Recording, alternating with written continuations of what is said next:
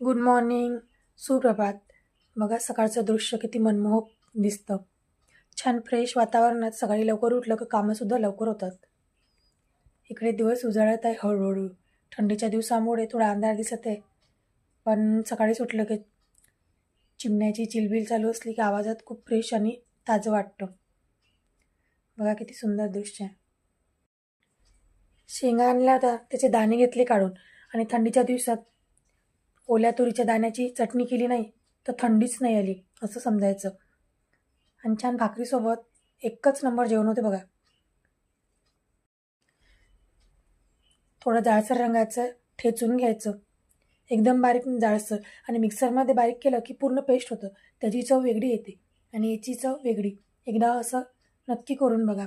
थोडा कांदा, कोथिंबीर, टोमॅटो तेलात थोडं शिजू दिलं आणि थोडी मेथी टाकली बारीक कापून. चवीनुसार तिखट, मीठ, हळद, थोडी धनेपूड आणि तेलात छान शिजू दिलं. नंतर जाडसर लाटलेलं ओल्या तुरीच्या दाण्याचा ठेचा टाकून दिला आणि बघा असं जाडसर पूर्ण मिक्स केलं आणि थोडं पाणी टाकून शिजू दिलं. गरमा गरमागरम भाकर आणि ओल्या तुरीच्या दाण्याची चटणी एक नंबर जेवण होते बघा. नक्की करून बघा आणि कमेंट बॉक्समध्ये कमेंट्स करा की कशी झाली ते. याचबरोबर मूग भिजत टाकले होते आदल्या रोजी.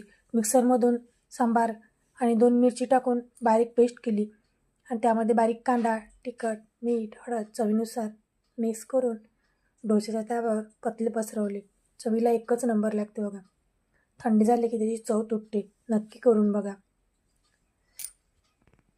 आणि कॅमेरा चालू करायचं विसरली तव्यावर जेव्हा डोसा टाकला तेव्हा. आणि नंतर आम्ही शेतात गेलो आणि झाडं उंच असल्यामुळे संत्रं तोडायचं थोडा त्रास आहे. तर बासा आहे, बासाला नेट बांधली आणि त्याला 2 आकोडे दिले.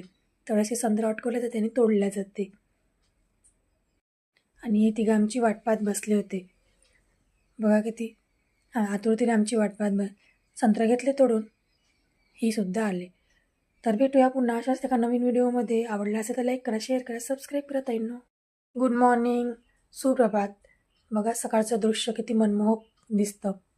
छान फ्रेश वातावरणात सकाळी लवकर उठलं की कामंसुद्धा लवकर होतात.